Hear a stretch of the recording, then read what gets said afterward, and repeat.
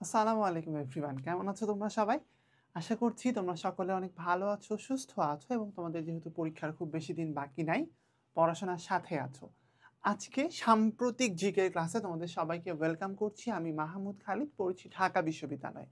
এবং তোমরা জানো যে আমরা হচ্ছে হালকেনস্টাইনের পক্ষ থেকে হালকস্বার্গ বি অর ডি ইউনিটে অ্যাডমিশন কোর্স, মানবিক এবং বিভাগ পরিবর্তনের শিক্ষার্থী যারা, তাদের জন্য যে কোর্সটা, এই কোর্সের তরফ থেকে আমরা কিন্তু তোমাদেরকে প্রতিশ্রুতি দিয়েছিলাম যে আমাদের হচ্ছে সাম্প্রতিক এবং বিষয়ভিত্তিক দুই ধরনেরই জিকে ক্লাস থাকবে। তো সেই ধারাবাহিকতায় আমরা কিন্তু নিয়মিত এখন সাম্প্রতিক জিকে ক্লাস নিতে শুরু করেছি। এবং আমাদের আজকে আমরা কোন টপিকটা পড়বো? আজকে আমরা পড়তে যাচ্ছি হচ্ছে, দেখো শুরুতে বলেছি যে সাম্প্রতিক জিকের একটা টপিক, এবং সেই টপিকটা হচ্ছে খেলাধুলা নিয়ে আমরা আজকে দিনটাতে পড়বো। বাংলাদেশ এবং আন্তর্জাতিক উভয় পার্সপেক্টিভ থেকে রিসেন্টলি খেলাধুলা রিলেটেড কি কি আপডেট এসেছে এবং হচ্ছে কি কি খেলাধুলার আয়োজন ছিল, সেই আয়োজনগুলো সম্পর্কে আমরা একটা সংক্ষিপ্ত আবার যে তার মধ্যে যেটুকু তোমার দরকারি সেই সামারিটুকু আজকে ক্লাসে আমরা পড়তে চেষ্টা করব। এবং তুমি যদি ঠিক এইরকমভাবে চাও যে তোমার সম্পূর্ণ অ্যাডমিশন প্রস্তুতিটা আমাদের সাথে নিতে, সেক্ষেত্রে কিন্তু অবশ্যই তুমি এই কোর্সটাতে এনরোল করতে পারো। ডেসক্রিপশন বক্সে বা কমেন্ট বক্সে দেওয়া লিঙ্ক থেকে তুমি কিন্তু চাইলেই দেখে নিতে পারো আমাদের ডেমো ক্লাসগুলো। এখানে তুমি 100টারও বেশি অ্যাডমিশন ক্লাস পাচ্ছ, 40টার বেশি একাডেমিক ক্লাস পাচ্ছ। এর বাইরে তোমার ইংলিশ টেক্সট বুকের উপরে স্পেশাল ক্লাস, সাপ্তাহিক ডাউট সলভিং ক্লাস, আবার দেখো হচ্ছে বললাম যে সাম্প্রতিক এবং বিষয়ভিত্তিক সাধারণ জ্ঞানের ক্লাস। আর কি, তুমি বাংলা এবং ইংরেজি দুইটার জন্যই রাইটিংয়ের ক্লাস পাচ্ছ, যেটা কিন্তু তোমার জন্য অনেক বড় একটা প্লাস পয়েন্ট হতে পারে। সো আসো আমরা আর কথা না বাড়ে আমাদের মেইন ক্লাসটার মধ্যে চলে যাই। আজকে আমরা কি কি পড়বো বললাম? আমরা পড়বো হচ্ছে খেলাধুলা। তার মধ্যে একদম শুরুতেই হচ্ছে আমরা একটু ফুটবল নিয়ে কথা বলি। আসো, তোমরা জানো যে পৃথিবীর অনেক দেশই এরকম আছে যাদের ন্যাশনাল টিমে সব সব প্লেয়ারই হচ্ছে আসলে অন্য দেশের। যেমন আমরা যদি হচ্ছে ফ্রান্সের ফুটবল টিমটার কথা বলি, তোমরা জানো যে অনেক বেশি কথা হয় যে ফ্রেঞ্চ টিমে অনেক বেশি হচ্ছে অন্য দেশের ফুটবলার। ঠিক একইভাবে কিন্তু বাংলাদেশেও এরকম একটা ঘটনা ঘটেছে রিসেন্ট টাইমে। আমরা দেখছি জামাল ভুঁইয়া, যিনি কিনা 2013 সাল থেকে খেলছেন বাংলাদেশের হয়ে, তো তাছাড়াও কিন্তু তারপরে সাম্প্রতিককালে আরও 5জন সদস্য বাংলাদেশ দলে যুক্ত হয়েছেন, যারা কিনা জন্মসূত্রে বাংলাদেশি না, বাট তাদের হচ্ছে কোনো একটা লিঙ্ক, ধরো বাবা বাংলাদেশি বা মা বাংলাদেশি, কিন্তু তাদের কিন্তু মূল জাতীয়তা এতদিন অবধি ছিল অন্য দেশের। তো এরকম কয়জন সদস্যকে আমরা একটু দেখে আসো। শুরুতেই বলতে হচ্ছে তারিক কাজীর কথা। তারিক কাজী হচ্ছেন ফিনল্যান্ড থেকে এসেছেন, এবং তারিক কাজী হচ্ছে দ্বিতীয় প্লেয়ার এসেছেন দেশের বাইরে থেকে যিনি বাংলাদেশের জাতীয় দলের হয়ে খেলেছেন। প্রথম হচ্ছেন বাংলাদেশ জাতীয় দলের ক্যাপ্টেন জামাল ভুঁইয়া। অবশ্য এখন প্রায় তাকে আর ক্যাপ্টেন্সি করতে দেখা যাচ্ছে না। ডেনমার্ক, জামাল ভুঁইয়ার জাতীয়তা ছিল হচ্ছে ডেনমার্ক থেকে, এবং তারিক কাজী হচ্ছে ফিনল্যান্ড থেকে এসেছেন। তারপরে তার ধারাবাহিকতায় আরও এসেছেন হচ্ছে কাজেম শাহ। কাজেম শাহ এসেছেন হচ্ছে কানাডা থেকে। এবং এই নামগুলোর মধ্যে সবচেয়ে বড় নামটা কার? সবচেয়ে বড় নামটা হচ্ছে হামজা চৌধুরীর, যিনি বর্তমানে খেলছেন হচ্ছে শেফিল্ড ইউনাইটেডের হয়ে। তার জাতীয়তা বর্তমানে ব্রিটিশ। তাহলে তিনি খেলছেন হচ্ছে শেফিল্ড ইউনাইটেডের হয়ে। এবং তোমরা জানো যে এর আগে তিনি লেস্টার সিটির হয়ে খেলতেন, লেস্টার সিটি।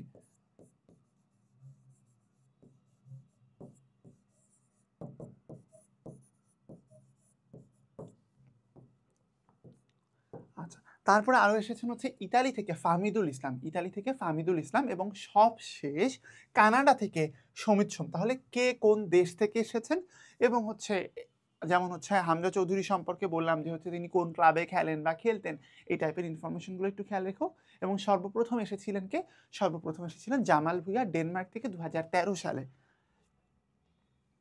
এখন আসো, রিসেন্টলি বাংলাদেশ জাতীয় ফুটবল দল এশিয়ান কাপ বাছাই পর্বের যে তৃতীয় রাউন্ডে, এই তৃতীয় রাউন্ড পর্যন্ত বাংলাদেশের পারফরমেন্সটা কীরকম সেটা সম্পর্কে একটু রিসেন্ট বাংলাদেশ যে ম্যাচগুলো খেলেছে সেই ম্যাচগুলোর আপডেটগুলো একটু দেখো।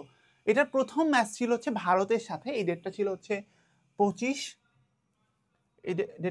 25 মার্চ 2025। এটা ছিল জওহরলাল নেহেরু স্টেডিয়াম, এটা শিলংয়ে, মেঘালয়ের রাজধানীর নাম তোমরা জানো শিলং। ভারত এটাতে স্বাগতিক দল ছিল, এবং এই ম্যাচটা বাংলাদেশ গোলশূন্য ড্র করেছে। তাহলে প্রথম ম্যাচটা ছিল ভারতের সাথে গোলশূন্য ড্র। দ্বিতীয় যে ম্যাচটা, এটাতে ভুটানের সাথে বাংলাদেশ 2-0 গোলে জিতেছে, এটা বাংলাদেশের ন্যাশনাল স্টেডিয়ামে ছিল। আচ্ছা, আর 3 নাম্বার যে ম্যাচ, এটা সিঙ্গাপুরের কাছে বাংলাদেশ 2-1 গোলে হেরেছে, এটাও বাংলাদেশের ন্যাশনাল স্টেডিয়াম ছিল। আচ্ছা, এটা ছিল হচ্ছে 4 জুনে, এবং লাস্ট ম্যাচটা হচ্ছে 10 জুনে। এই দ্বিতীয় ম্যাচে ভুটানের সাথে 2-0 গোলে জয়লাভ করেছে, এবং তৃতীয় ম্যাচে সিঙ্গাপুরের কাছে 2-1 গোলে পরাজিত হয়েছে। তাহলে এই আপডেটগুলো একটু খেয়াল রেখো। এটা কিসের আপডেট আমি বলছি? এশিয়ান কাপ বাছাইয়ের কি তৃতীয় রাউন্ডের খেলা। এশিয়ান কাপ বাছাইয়ের ব্যাপারটা কি, এই যে মনে করো হচ্ছে ল্যাটিন আমেরিকাতে যে কনমেবল করে, কি লাতিন আমেরিকায় কনমেবলের প্রোগ্রাম হচ্ছে কি কোপা আমেরিকা। আবার মনে করো হচ্ছে ইউরোপে উয়েফার প্রোগ্রাম হচ্ছে কি বলে ইউরো। এরকম ভাবে দেখো, আবার ধরো আমেরিকাতে দেখো কনকাকাফের প্রোগ্রাম আছে। তো একইভাবে এশিয়ান যে ফুটবল ফেডারেশন এএফসি হচ্ছে Asian football federation. Asian football ফেডারেশনের এরকম মহাদেশীয় লেভেলের প্রতিযোগিতা হচ্ছে এশিয়াতে কি সেটা হচ্ছে এশিয়ান কাপ। তো এশিয়ান কাপ তো সবাই খেলতে পারে না, এখানে এতগুলা দেশ, কিছু নির্ধারিত দেশ খেলবে। তো সেটা যে বাছাই পর্ব, সেই বাছাই পর্বের ম্যাচ হচ্ছে এগুলা। ফুটবল সম্পর্কে আমরা আরেকটু কথা বলি। বাংলাদেশের কারেন্ট ফুটবল কোচ এসেছেন হচ্ছে স্পেন থেকে। তার নাম হচ্ছে হ্যাভিয়ের কাবরেরা। আচ্ছা, উনি অনেকদিন থেকে বাংলাদেশে কাজ করছেন। তারপরে বাংলাদেশ প্রমিলা মানে হচ্ছে নারী ফুটবল দলের অধিনায়ক সাবিনা খাতুন, কিন্তু রিসেন্টলি আবার একটু ঘটনা ঘটছে মাঝখানে। সাবিনা খাতুন স্থায়ী অধিনায়ক, কিন্তু বর্তমানে খণ্ডকালীন দায়িত্ব পালন করছিলেন। মাঝখানে হচ্ছে কি খণ্ডকালীন। তো যদি দেখো সাবিনা খাতুন অপশনে নাই, তখন উত্তরটা দিও আফিদা খন্দকার। আফেইদা খন্দকার।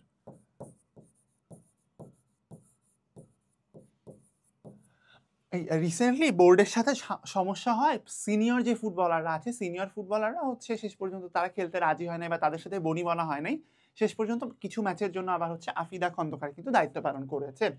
এবং বাংলাদেশ ফুটবল ফেডারেশনের বাফুফের যে সভাপতি, এটা দীর্ঘদিন পরে কাজী সালাউদ্দিন থেকে পরিবর্তিত হয়ে তাবিথ আওয়াল বর্তমানে বাফুফে প্রেসিডেন্ট হিসেবে দায়িত্ব পালন করছেন, তাবিথ আওয়াল। আর বাংলাদেশ পুরুষ ফুটবল দলের অধিনায়ককে আমি বললাম যে একটু আগে হচ্ছে কি জামাল ভুইয়া, কিন্তু মাঝখানে আবার ওকেশনালি মনে করো তপু বর্মন বা অন্যান্যরাও দায়িত্ব পালন করছে। আচ্ছা, সাফ অনূর্ধ্ব 20 নারী চ্যাম্পিয়নশিপ। সাফ জিনিসটা তোমরা জানো, ইতোমধ্যে আমরা যখন জেনারেল নলেজের রেগুলার যে ক্লাসেস নিচ্ছিলাম সেখানে আমরা পড়িয়েছি। সাফ হচ্ছে সাউথ এশিয়ান ফুটবল ফেডারেশন। তো সাউথ এশিয়ান ফুটবল ফেডারেশনের সদস্য সংখ্যা হচ্ছে 7টা। এক সময় এখানে 8টা সদস্য ছিল। ঘটনাটা আমি তোমাকে একটু আগে ব্রিফ করে নিই। যেমন ধরো বাংলাদেশ একটা দেশ ডেফিনেটলি, তারপর থাকবে ইন্ডিয়া, তারপর হচ্ছে পাকিস্তান, শ্রীলঙ্কা, মালদ্বীপস, নেপাল, ভুটান। কয়টা দেশ হলো? 1 2 3 4 5 6 7, এই 7টা দেশ। কিন্তু এটা হচ্ছে রিসেন্টলি কয়েকদিন আগ পর্যন্ত এটাতে আরো একটা সদস্য ছিল, সেটা হচ্ছে আফগানিস্তান। তো আফগানিস্তান আসলে ডিরেক্টলি সাউথ এশিয়া বলা যায় না আফগানিস্তানকে, যদিও আফগানিস্তান সার্কে আছে, কিন্তু যতদিন পর্যন্ত সেন্ট্রাল এশিয়ান ফুটবল ফেডারেশন না প্রতিষ্ঠিত হয়েছে ততদিন পর্যন্ত আফগানিস্তান এই সাউথ এশিয়ান ফেডারেশনে ছিল। তো তার পরবর্তীতে যখন সেন্ট্রাল এশিয়ান ফুটবল ফেডারেশন গঠিত হলো, তো তখন আফগানিস্তান সাউথ এশিয়ান ফেডারেশনটা ত্যাগ করে সেন্ট্রাল এশিয়ার দিকে ওদের টিমে চলে গেল, আর কি ওদের গ্রুপে চলে গেল। এটা হচ্ছে ঘটনা। তাইলে এটাতে টোটাল সদস্য সংখ্যা বর্তমানে আমরা দেখলাম কত, টোটাল মেম্বার হচ্ছে 7টা। তো বর্তমানে রিসেন্টলি যে 2025 সালে, এটা এই জুলাই মাসে, এখন নভেম্বর মাস চলে, জুলাই মাসে এটা হয়েছে। চ্যাম্পিয়ন দেশ হচ্ছে বাংলাদেশ। এটা হচ্ছে বাংলাদেশের 5ম শিরোপা। এটা সাফ অনূর্ধ্ব 20-এ চ্যাম্পিয়ন হয়েছে বাংলাদেশ নারীদের, এবং এটা হচ্ছে বাংলাদেশের 5ম শিরোপা। এবং এখানে রানার্স আপ হয়েছে হচ্ছে নেপাল। বাংলাদেশ চ্যাম্পিয়ন এবং রানার্স আপ হয়েছে নেপাল। এটাতে আরো 2টা দল ছিল, একটা হচ্ছে ভুটান আর একটা হচ্ছে শ্রীলঙ্কা। এরা ছাড়া আরো ছিল হচ্ছে ভুটান আর শ্রীলঙ্কা।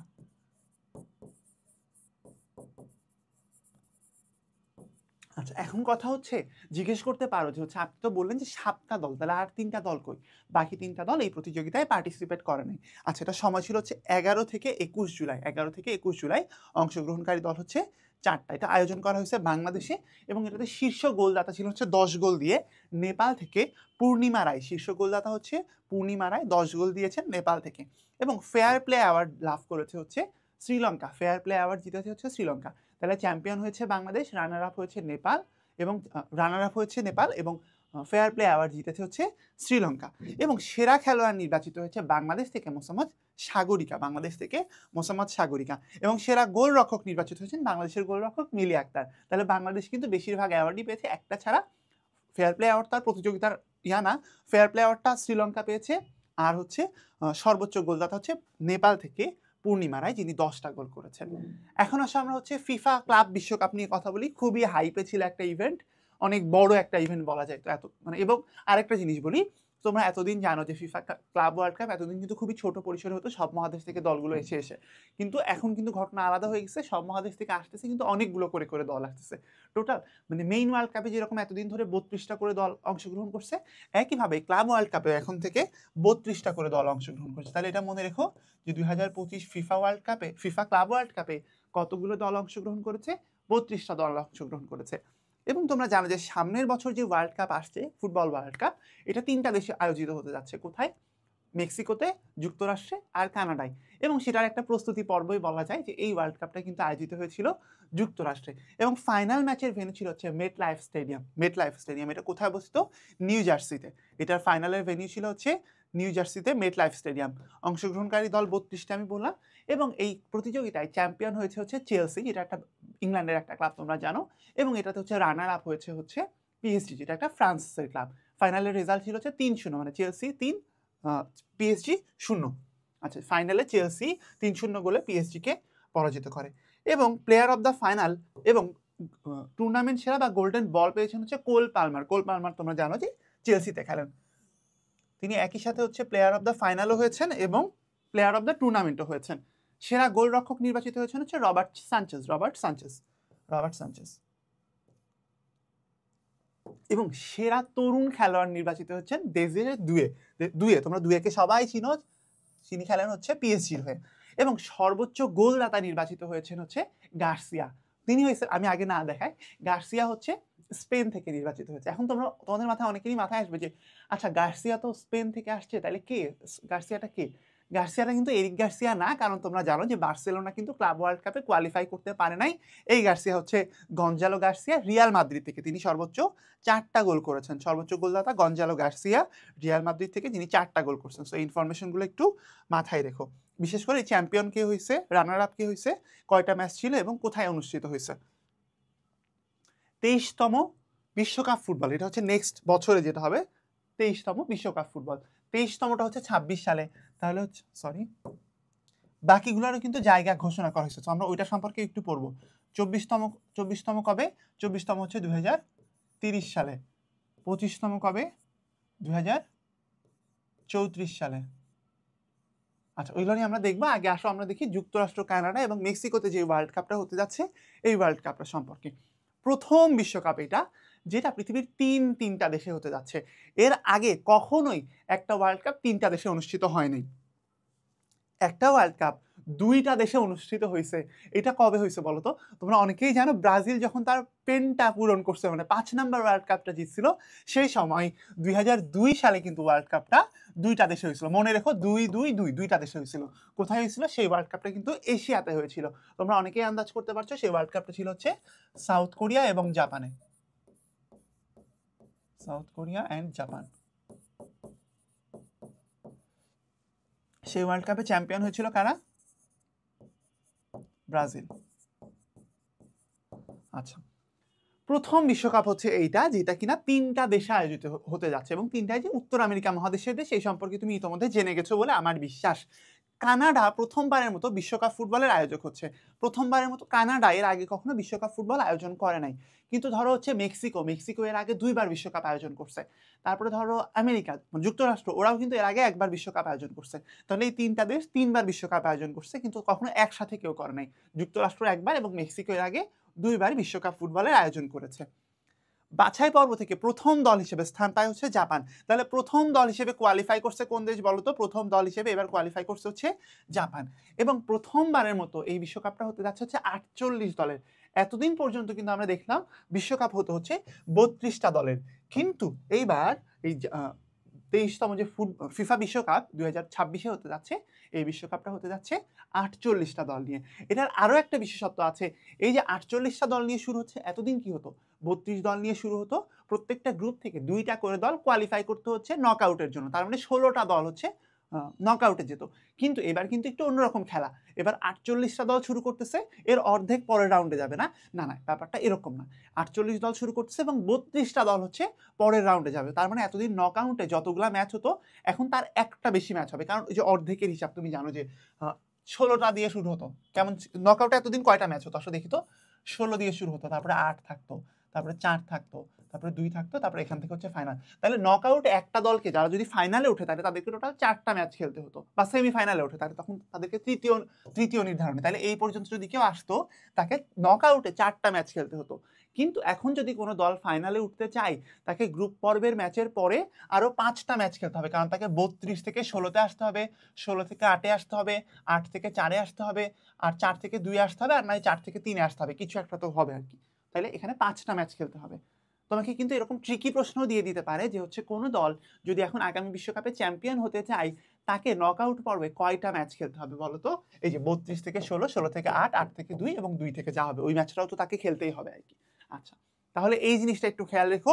নকআউটে এবার হচ্ছে 32টা দল নিয়ে, নকআউট শুরু হচ্ছে এবার 32 দল নিয়ে, এবং এটার উদ্বোধনী ম্যাচটা হবে কিন্তু মেক্সিকোতে, যুক্তরাষ্ট্রেতে না।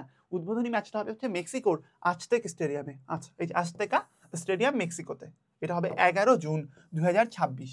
তোমরা যারা ভুলে গেছো, বিশ্বকাপ কিন্তু সবসময় সামারে হতো, মনে আছে? বিশ্বকাপ কিন্তু সবসময় সামারে হতো, বছরের মাঝামাঝি সময়। কিন্তু এই যে লাস্ট যে ওয়ার্ল্ড কাপটা হলো 22 সালে হচ্ছে কাতারে ওয়ার্ল্ড কাপ হয়েছে। তো তোমরা জানো যে মিডল ইস্টে এমনিতেই অনেক গরম, সামারে অনেক বেশি গরম। তো এই অবস্থায় না সামারে হচ্ছে আয়োজনটা করা যায় নাই, ওইটা হচ্ছে রিসেন্ট টাইমে একমাত্র আয়োজন যেটা কিনা সামারে না হয়ে উইন্টারে হয়েছে। পরের বছর থেকে কিন্তু আবারও এখন উইন্টারে ওয়ার্ল্ড কাপ চলে যাচ্ছে। হয়তো আবার 2034 সালের যে ওয়ার্ল্ড কাপ সেটা যেন আবারও মিডল ইস্টে হবে, সৌদি আরবে, ওইটা আবার এরকম হতে পারে যে ওইটা আবার উইন্টারে চলে যেতে পারে। আচ্ছা, টোটাল ম্যাচ হবে হচ্ছে 104টা। এই যে 48 দলের যে ওয়ার্ল্ড কাপ, এখানে টোটাল ম্যাচ হবে হচ্ছে 104টা। এটা টোটাল কয়টা স্টেডিয়ামে হবে? 16টা স্টেডিয়ামে। এবং ফাইনাল যে ম্যাচটা হবে কোথায় বলো তো? নিউ জার্সিতে হবে। একটু আগে তোমরা যে স্টেডিয়াম সম্পর্কে দেখেছো, যে ফিফা ওয়ার্ল্ড কাপের ফাইনাল যেখানে হচ্ছে মেট লাইফ স্টেডিয়াম নিউ জার্সি, সেই একই জায়গাতে কিন্তু ফিফা ওয়ার্ল্ড কাপের ফাইনালটাও হবে, মেট লাইফ স্টেডিয়াম নিউ জার্সি। এটা হবে হচ্ছে 19 জুলাই। তার মানে আয়োজনটা শুরু হচ্ছে কবে? আয়োজন শুরু হচ্ছে 11 জুন আর শেষ হচ্ছে 19 জুলাই। প্রথমবারের মতো বিশ্বকাপের অফিসিয়াল লোগোতে, তুমি একটু অফিসিয়াল লোগোটা দেখো, অফিসিয়াল লোগোটা কেমন? এখানে ওয়ার্ল্ড কাপের ইয়াটা আছে, ট্রফিটা, এবং পেছনে পেছনে কিন্তু 26 লেখা। এর আগে কিন্তু কখনো এরকম হয় নাই যে বিশ্বকাপের অফিসিয়াল লোগোতে ওয়ার্ল্ড কাপের ছবি এবং কোন বছরে হচ্ছে সেই বছরের ছবি, এটা প্রথমবারের মতো করা হয়েছে। আচ্ছা, এটা একটু খেয়াল রেখো। এবং পরেরটা হচ্ছে তোমার পরীক্ষায় কিরকম প্রশ্ন আসবে এখান থেকে, তোমাকে হয়তো বলবে যে প্রথম কত সালে বিশ্বকাপের লোগোতে ট্রফির ছবি রাখা হয় বা সাল রাখা হয়, তখন কিন্তু তোমাকে বলতে হবে এটা হচ্ছে 2026 সালে। এবং লাস্টের এই ওয়ার্ল্ড কাপ সম্পর্কে আমরা দেখব, এটার অফিসিয়াল যে ক্যাম্পেইন সেটা হচ্ছে উই আর 26। কি আমি লিখে দেই, হ্যাশট্যাগ উই আর 26। এটা কেন? কারণ হচ্ছে 3টা দেশ আর পুরো মহাদেশ, মানে উত্তর আমেরিকা মহাদেশের সবচেয়ে বেশিরভাগ জায়গা তো এরাই দখল করে আসছে, আর বাকি সামান্য একটু জায়গা। 3টা দেশ এবং পুরো মহাদেশ সবার একতাবদ্ধ হয়ে এখন এটাই বলার সময় উই আর 26। তাহলে এদের স্লোগানটা কি হচ্ছে, মোটোটা কি হচ্ছে? We are 26। এটা একটু মাথায় রাখতে চেষ্টা করো। এতক্ষণ আমরা দেখলাম হচ্ছে 23তম বিশ্বকাপ নিয়ে, এখন আসলে আমরা একটু 24তম বিশ্বকাপের দিকে একটু চোখ বুলাই। 23তম বিশ্বকাপ একটা দিক দিয়ে যেরকম ইউনিক হচ্ছে, এটা 3টা দেশে হচ্ছে। আইরনি হচ্ছে 24তম যে বিশ্বকাপ এটা 3টা মহাদেশে হচ্ছে।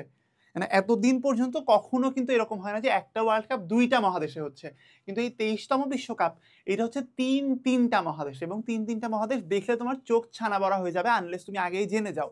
কেমন? একটু আগে আমরা দেখলাম যে এই যে 23তম বিশ্বকাপ এইটা উত্তর আমেরিকা মহাদেশে হচ্ছে, শুধু উত্তর আমেরিকা মহাদেশে 3টা দেশে।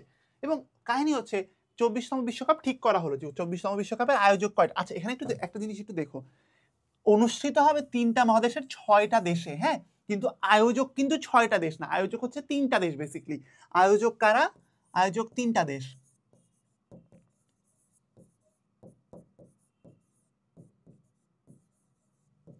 আচ্ছা, আয়োজনের ব্যাপারটা কি তোমরা জানো? যে হচ্ছে আমরা জানি যে হচ্ছে এখানে আইবেরিয়ান পেনিনসুলা, তোমরা কি চিনো Iberian peninsula? Iberian peninsula,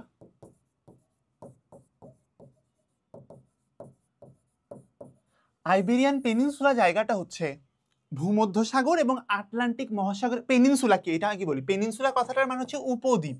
peninsula কথাটার মানে হচ্ছে উপদ্বীপ। পেনিনসুলা মানে হচ্ছে উপদ্বীপ।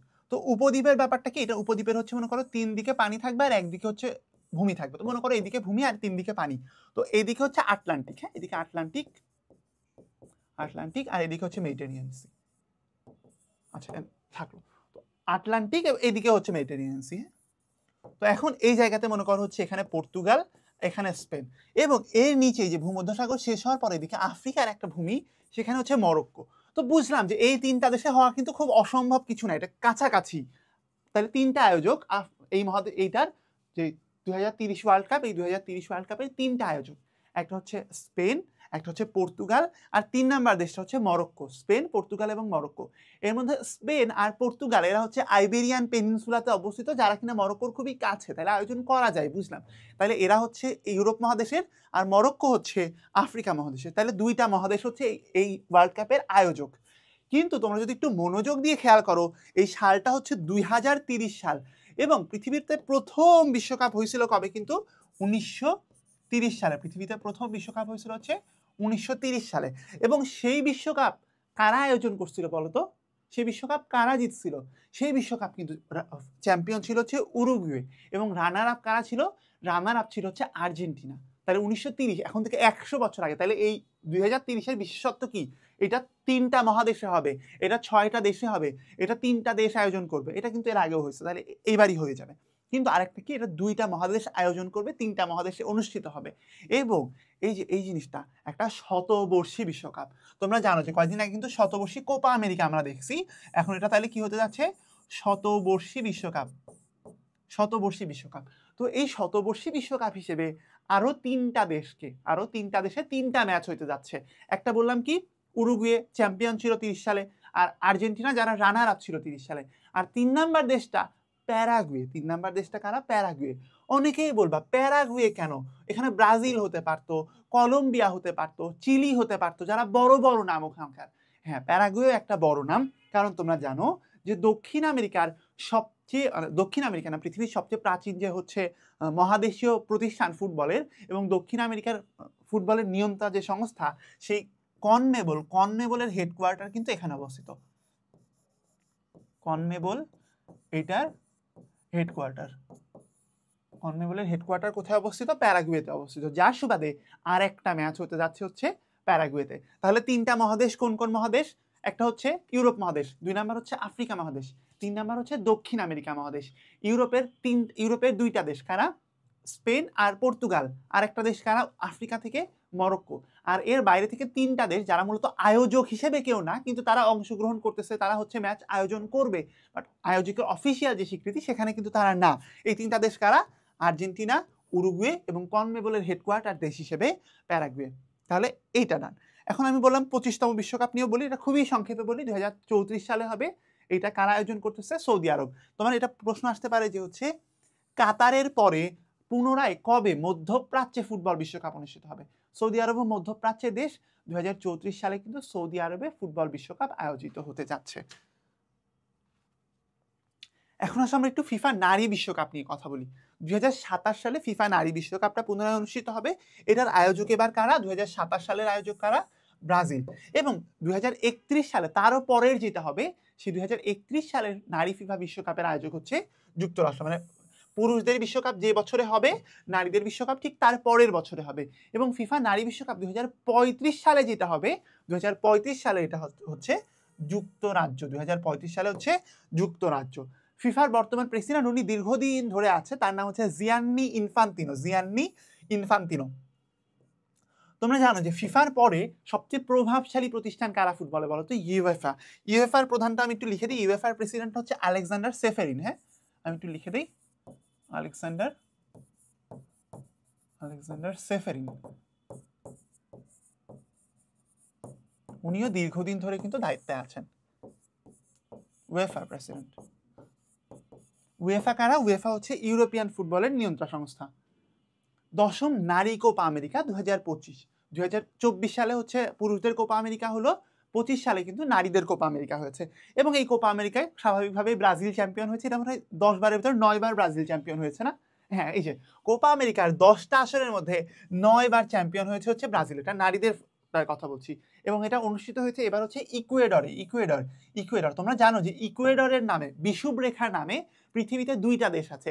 একটা দেশের অবস্থান হচ্ছে দক্ষিণ আমেরিকায়, যে দেশটার নাম হচ্ছে ইকুয়েডর, আর আরেকটা দেশের অবস্থান হচ্ছে আফ্রিকায়, সে দেশটার নাম হচ্ছে ইকুয়েট্রিয়াল গায়না বা ইকুয়েট্রিয়াল গিনি, মানে নিরক্ষীয় গিনি। আচ্ছা, রানার আপ এখানে কম্বোডিয়া না, রানার আপ হয়েছে কলম্বিয়া, এটা ভুল লেখা আছে, হ্যাঁ কলম্বিয়া। কম্বোডিয়া দেশটা এশিয়ায় আর কলম্বিয়া দেশটা দক্ষিণ আমেরিকায়। এবং সেরা খেলোয়াড় নির্বাচিত হয়েছে ব্রাজিলের মার্তা। সেরা খেলোয়াড় কে? ব্রাজিলের Marta. Champion Brazil, runner up Colombia এবং সেরা খেলোয়াড় হচ্ছে মার্তা ব্রাজিল থেকে। উইমেন্স ইউরো এই এখন তো জানো যে হচ্ছে ইউরো যে বছরে হচ্ছে কোপা আমেরিকা ওই একই বছর হচ্ছে। আগে তো কোপা আমেরিকা ঠিকঠাক শিডিউল ছিল না, এটা 2 বছর পর পর হতো, 1 বছর পরে হতো, 4 বছর পরে হতো, মানে কোনো শিডিউল ছিল না। এখন কিন্তু কোপা আমেরিকাও 4 বছর পর পর হচ্ছে। তো এখন ব্যাপারটা কিরকম দাঁড়াইছে এসে যে হচ্ছে নারীদের বিশ্বকাপ যে বছর হচ্ছে তার আগের বছর পুরুষদের বিশ্বকাপ হচ্ছে, নারীদের কোপা আমেরিকা যে বছর হচ্ছে তার আগের বছর পুরুষদের কোপা আমেরিকা হচ্ছে, এবং কোপা আমেরিকা আর ইউরো দুইটা একই বছরে একই সময়ে হচ্ছে। আসলে আমরা একটু উইমেন্স ইউরো দেখি। 24 সালের পুরুষদের ইউরো হয়েছে তাহলে, এবং 25 সালে হচ্ছে নারীদের ইউরো। নারীদের ইউরোতে অনুষ্ঠিত হয়েছে কোথায়? সুইজারল্যান্ডে। নারীদের ইউরো অনুষ্ঠিত হয়েছে হচ্ছে সুইজারল্যান্ডে। এবং নারীদের এই ইউরোতে চ্যাম্পিয়ন হয়েছে হচ্ছে ইংল্যান্ড এবং রানার্স আপ হয়েছে হচ্ছে স্পেন। চ্যাম্পিয়ন হয়েছে ইংল্যান্ড এবং রানার্স আপ হয়েছে Spain. Champion England, runners up Spain. সেরা খেলোয়াড় নির্বাচিত হয়েছে স্পেনের আয়তানা বানমাতি। আয়তানা বানমাতি সেরা খেলোয়াড় হচ্ছে স্পেনের আয়তানা বানমাতি। নারী বিশ্বকাপের বর্তমান তাহলে চ্যাম্পিয়ন দেশ কারা? বর্তমান চ্যাম্পিয়ন দেশ, আচ্ছা নারী বিশ্বকাপ ফুটবল এটা তো আমরা হচ্ছে ইয়া নিয়ে বলতেছি, ইউরো নিয়ে বলতেছি। ইউরোতে চ্যাম্পিয়ন কারা? ইউরোতে কিন্তু চ্যাম্পিয়ন ইংল্যান্ড এবং রানার্স আপ হচ্ছে স্পেন। যদিও ইউরোতে তারা রানার্স আপ, তারা কিন্তু নারী বিশ্বকাপের চ্যাম্পিয়ন দল হচ্ছে স্পেন। নারী বিশ্বকাপের চ্যাম্পিয়ন দল হচ্ছে স্পেন। আচ্ছা এটার পাশাপাশি আসো তাহলে আমি তোমাকে আরেকটু বলে ফেলি যে হচ্ছে 2024-এ যে পুরুষ ইউরো হলো, এটা আমি পাশাপাশি লিখে দিই। 2024 পুরুষ, 2024-তে পুরুষ ইউরো অনুষ্ঠিত হয়েছে জার্মানিতে। সুইজারল্যান্ড জার্মানি কিন্তু কাছাকাছি দেশ মোটামুটি। জার্মানিতে পুরুষদেরটা অনুষ্ঠিত হয়েছে জার্মানিতে। চ্যাম্পিয়ন হয়েছে ইংল্যান্ড এবং রানার্স আপ হয়েছে স্পেন। এবং পুরুষদের বেলায় এই জিনিসটা ঠিক উল্টে গেছে। পুরুষদের বেলায় চ্যাম্পিয়ন হচ্ছে স্পেন, রানার আপ হচ্ছে ইংল্যান্ড। সো এই জিনিসগুলো জানলেই তোমার চলবে। এবং নারী বিশ্বকাপ ফুটবলে বর্তমান চ্যাম্পিয়ন স্পেন, পুরুষ বিশ্বকাপে যে আর্জেন্টিনা, এটা সবাই জানে। আচ্ছা চ্যাম্পিয়ন্স লিগ 2025 নিয়ে একটু কথা বলি। একটু আগে আমরা কিন্তু হচ্ছে কি নিয়ে কথা বলছি? আমরা ক্লাব ওয়ার্ল্ড কাপ যেটা যুক্তরাষ্ট্রে হয়েছে 32 দল নিয়ে, সেটা নিয়ে কথা বলা শেষ। যেটাতে চ্যাম্পিয়ন হয়েছে চেলসি এবং রানার আপ হয়েছে পিএসজি। এই চ্যাম্পিয়ন্স লিগে কিন্তু চ্যাম্পিয়ন হয়েছে কারা? চ্যাম্পিয়ন্স লিগে চ্যাম্পিয়ন হয়েছে হচ্ছে পিএসজি। এটা হচ্ছে পিএসজির প্রথম চ্যাম্পিয়ন্স লিগ, এটা পিএসজির সর্বপ্রথম চ্যাম্পিয়ন্স লিগ। এবং এখানে রানার্স আপ হয়েছে হচ্ছে ইতালি থেকে ইন্টার মিলান, এখানে রানার আপ হয়েছে। ফাইনালের ম্যাচ সেরা কে ছিল? ফাইনালের ম্যাচ সেরা আমরা ওখানে যেরকম দেখলাম যে হচ্ছে লাস্টে ম্যাচ সেরা কে হয়েছে, ওখানে যেরকম দেজিরে 2-এ ছিল, এখানেও ঠিক একইভাবে কিন্তু 2-এ এখানে চ্যাম্পিয়ন হয়েছে। 2-এ ফাইনালের ম্যাচ সেরা হয়েছে, 2-এ খেলে হচ্ছে পিএসজিতে, 2-এ খেলে পিএসজিতে। টুর্নামেন্টে সেরা হয়েছে সে হচ্ছে পিএসজি থেকে উসমান ডেম্বেলে। এবং তোমরা জানো যে এবছর কিন্তু ব্যালন ডিওরটা উসমান ডেম্বেলে জিতেছে। ব্যালন ডিওরও জিতেছে উসমান ডেম্বেলে এবং সে চ্যাম্পিয়ন্স লিগেরও best player. UEFA super cup 2025। আচ্ছা সুপার কাপ জিনিসটা অনেকে যারা খেলা দেখো না তোমরা জানো না। সুপার কাপ কাদের মধ্যে হয়? সুপার কাপ হচ্ছে তোমরা জানো যে হচ্ছে ইউরোপের যে টপ টায়ার যে লিগের খেলা হয় আন্তঃদেশের, সেই দেশটা সেটা কিসের খেলা হয়? ক্লাবগুলোর। সেই ক্লাবটা হচ্ছে চ্যাম্পিয়ন্স লিগ। হ্যাঁ চ্যাম্পিয়ন্স লিগ। আর সেকেন্ড লেভেলের সেকেন্ড টায়ারের আরেকটা গ্রুপ আছে না, যারা চ্যাম্পিয়ন্স লিগে কোয়ালিফাই করতে পারে নাই, তাদের থেকে যারা যেতে তারা হচ্ছে ইউরোপা লিগ ভার্সেস ইউরোপা। এই যে চ্যাম্পিয়ন্স লিগের চ্যাম্পিয়ন আর ইউরোপা লিগের চ্যাম্পিয়ন, এই দুইজনকে নিয়ে আরো একটা ম্যাচ হয় যে দুই লিগের মধ্যে কোন লিগের প্লেয়ারটা বেস্ট, কোন লিগের টিমটা বেটার করলো, সেটা হচ্ছে সুপার কাপ। তাহলে তোমার পরীক্ষায় একটা প্রশ্ন আসতে পারে যে এক ম্যাচের টুর্নামেন্ট কোনটা? এক ম্যাচের টুর্নামেন্ট হচ্ছে সুপার কাপ, কারণ এখানে দুইটার চ্যাম্পিয়নরা এসে শুধু খেললেই শেষ হয়ে যায়। এটাকে বলা হচ্ছে এক ম্যাচের টুর্নামেন্ট।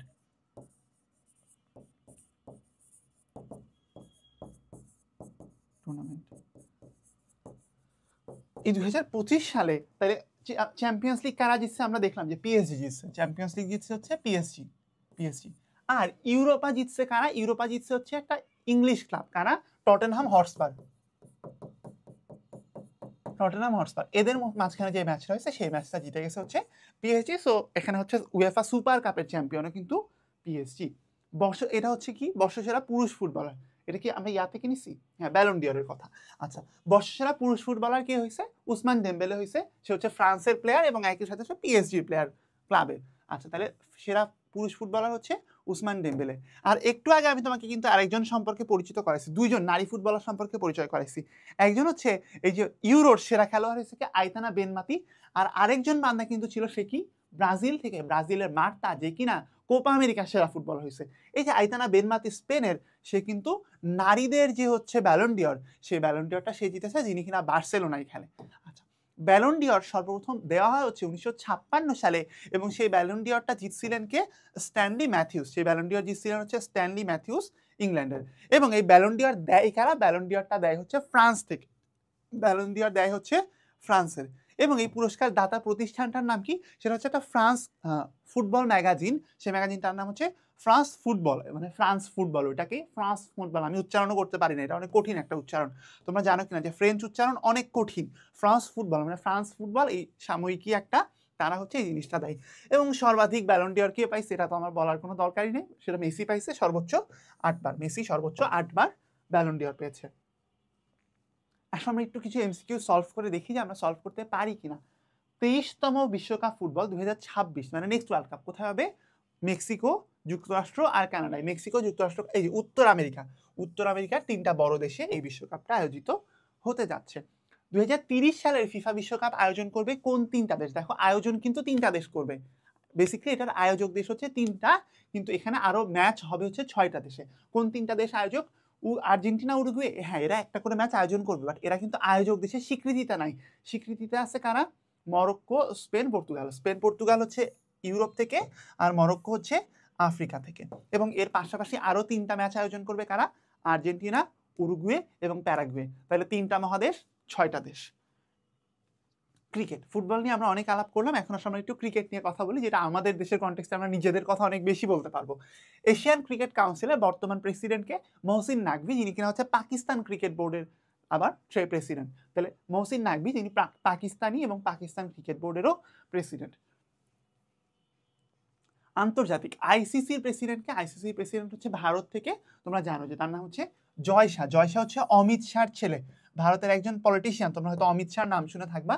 জয় শাহ হচ্ছে অমিত শাহর ছেলে। 2026 সালের নারী টি20 বিশ্বকাপ আয়োজন করবে হচ্ছে ইংল্যান্ড। নারী টি20 বিশ্বকাপের আয়োজন করবে হচ্ছে ইংল্যান্ড। আচ্ছা, আমি ফুটবলে একটা জিনিস বলতে ভুলে গেছিলাম। আচ্ছা, চ্যাম্পিয়ন্স লিগে না, উইমেন্স ইউরো, আচ্ছা গেল। আচ্ছা, এই যে এটা যে দেখো হচ্ছে কারা আয়োজন করছে? জার্মানি আয়োজন করছে 24 সালে, হ্যাঁ। এবং 2028 সালে এটা আয়োজন করবে কারা? 2028 সালে এটা আয়োজন করবে হচ্ছে ইউকে প্লাস আয়ারল্যান্ড। আচ্ছা, আমরা লিখে দিই হচ্ছে ইংল্যান্ড আর আয়ারল্যান্ড, হ্যাঁ, ইংল্যান্ড প্লাস আয়ারল্যান্ড, এই দুইটা দেশ 2028 সালে আয়োজন করবে। কিন্তু 2028 সালের কোপা আমেরিকা কে আয়োজন করবে সে ব্যাপারে এখনো কোনো সিদ্ধান্ত কিন্তু হয় নাই। আচ্ছা, এর আগে আমরা কোপা আমেরিকা সম্পর্কে আরেকটা জিনিস দেখছিলাম, দেখি নাই না? এই যে এখানে যে বললাম নারী কোপা আমেরিকা, এর আগে পুরুষদের কোপা আমেরিকা হয়েছে কোথায়? এর আগে পুরুষদের কোপা আমেরিকায় কিন্তু আর্জেন্টিনা জিতছে, কলম্বিয়া হচ্ছে রানার্স আপ হয়েছে। কোথায় দেখছিলাম আমরা? আচ্ছা, এখানে না। আচ্ছা, তাহলে ওইটাতে কি ছিল? ওইটা কোথায় ছিল? যুক্তরাষ্ট্রে ছিল। যুক্তরাষ্ট্র কিন্তু এই যে আমি বললাম যে কনকাকাফের সাথে যৌথভাবে মিলে এটা আয়োজন করছে হচ্ছে কনমেবল। কনমেবল তোমরা জানো যে দক্ষিণ আমেরিকার প্রতিষ্ঠান, আর হচ্ছে কনকাকাফ হচ্ছে উত্তর আমেরিকার। এরা দুইজন মিলে যুক্তরাষ্ট্রে লাস্ট কোপা আমেরিকাটা আয়োজন হয়েছে 2024 সালে। আচ্ছা, ব্যাক করি আবার ক্রিকেটে। আচ্ছা, ক্রিকেটে ছিলাম। এবং তিনি হচ্ছেন সর্বকনিষ্ঠ চেয়ারম্যান। জয় শাহ আইসিসির হচ্ছে বর্তমান এবং সবচেয়ে অল্প বয়স্ক চেয়ারম্যান, সবচেয়ে অল্প বয়স্ক চেয়ারম্যান। একটা বাচ্চা মানুষ দেখে বাচ্চা বাচ্চা লাগে আর কি। আচ্ছা, 2026 সালের নারী টি20 বিশ্বকাপ তাহলে কারা আয়োজন করছে? এটা করছে ইংল্যান্ড। এবং 2027 সালে কিন্তু এই টি20 বিশ্বকাপের পরের বছরে নারীদের চ্যাম্পিয়ন্স ট্রফি আয়োজিত হতে যাচ্ছে। দীর্ঘদিন ধরে কিন্তু চ্যাম্পিয়ন্স ট্রফি হতো না, রিসেন্টলি আবারও চ্যাম্পিয়ন্স ট্রফি স্টার্ট হয়েছে। এই চ্যাম্পিয়ন্স ট্রফিতে হচ্ছে আয়োজন করতেছে কে? 2027-এ শ্রীলঙ্কা। এবং 2027-এর যে ওয়ানডে বিশ্বকাপ, 27 সালের যে ওয়ানডে বিশ্বকাপ, এই ওয়ানডে বিশ্বকাপ কিন্তু কারা আয়োজন করতেছে? আফ্রিকার 2টা দেশ। আফ্রিকার এই 2টা দেশ হচ্ছে দক্ষিণ আফ্রিকা এবং জিম্বাবুয়ে। প্রধানত দক্ষিণ আফ্রিকা, সাথে জিম্বাবুয়েতেও কিছু ম্যাচ অনুষ্ঠিত হবে। 17তম এশিয়া কাপ 2025, কয়েকদিন আগেই কিন্তু এশিয়া কাপ গেল, আমাদের অনেক বেশি হাইপ ছিল, তোমরা জানো কি? এটা অনুষ্ঠিত হয়েছে হচ্ছে ইউএইতে। এবং এখানে টোটাল 8টা দেশ অংশগ্রহণ করছে।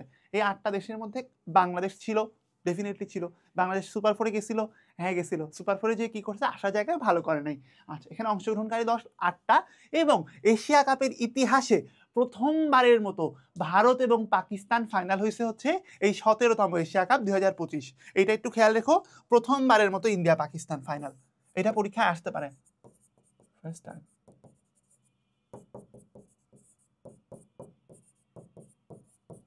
যে এশিয়া কাপে প্রথমবারের মতো ভারত এবং পাকিস্তান ফাইনালে মুখোমুখি হয় কত সালে? অনেক আগের কোনো সাল লাগাই দিও না, এটা 2025 সালেই ছিল। এবং অংশগ্রহণকারী দল 8টা বললাম। এখানে সর্বোচ্চ রান করছে ভারতের অভিষেক শর্মা, তিনি ম্যান অফ দ্য টুর্নামেন্টও হয়েছেন। এবং সর্বোচ্চ উইকেট শিকার করছে একইভাবে ভারত থেকে কুলদীপ যাদব। আচ্ছা, এবং ম্যান অফ দ্য ফাইনাল হয়েছে হচ্ছে ভারতেরই তিলক ভার্মা। মানে সবকিছুই ভারত নিয়ে গেছে, ওরা চ্যাম্পিয়ন, ওরা সবচেয়ে বেশি রান, ওরা সবচেয়ে বেশি উইকেট, ওরা ফাইনালেরও কি বলে ম্যান অফ দ্য ফাইনাল। এবং এশিয়া কাপে বাংলাদেশের হয়ে সর্বোচ্চ উইকেট শিকার করছে হচ্ছে কে জানো?